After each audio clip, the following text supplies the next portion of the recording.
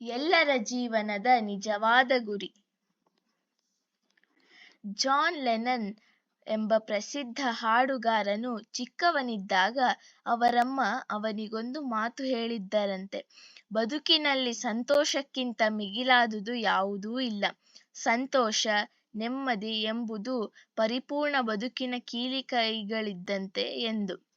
ಅದು ಲೆನನ್ ಮನಸ್ಸಿನಲ್ಲಿ ಆಳವಾಗಿ ಬೇರೂರಿತ್ತು. ಮುಂದೆ ಅವನು ಶಾಲೆಗೆ ಸೇರಿದನು. ಒಂದು ದಿನ ಅವನ ತರಗತಿ ಶಿಕ್ಷಕಿ ಎಲ್ಲ ಮಕ್ಕಳಿಗೆ ಒಂದು ಪ್ರಶ್ನೆ ಕೇಳಿದರಂತೆ. ಶಿಕ್ಷಕಿ ಮಕ್ಕಳಿಗೆ ಕೇಳಿದ್ದು, ಮುಂದೆ ಬದುಕಿನಲ್ಲಿ ನೀವು ಏನಾಗಬೇಕು ಎಂದು ಬಯಸುತ್ತೀರಿ?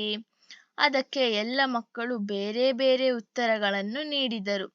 ವೈದ್ಯ, ಶಿಕ್ಷಕಿ, ವಕೀಲ, ಇಂಜಿನಿಯರ್, ಸೈನಿಕ, ಪೊಲೀಸ್, ಆಟಗಾರ, ಹಾಡುಗಾರ, ಹೀಗೆ ಎಲ್ಲರೂ ಅವರೇನಾಗಬೇಕೆಂದು ಹೇಳುತ್ತಾ ಹೋದರು. ಲಿನೆನ್ ಸರದಿ ಬಂದಾಗ ಆತ ನಾನು ಸಂತೋಷವಾಗಿರಬೇಕು ಎಂದನಂತೆ. ಅದಕ್ಕೆ ಟೀಚರ್ ಹೇಳಿದರು, ಲೆನನ್, ನಿನಗೆ ನನ್ನ ಪ್ರಶ್ನೆ ಅರ್ಥವಾಗಿಲ್ಲ ಅನ್ನಿಸುತ್ತದೆ.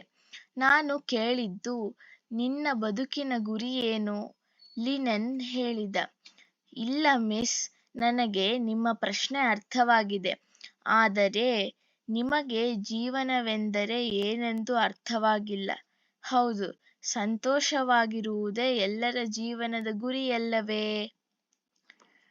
Thank you for subscribing Little Bright Minds Kids Story channel. Like, share and hit the bell icon for new videos.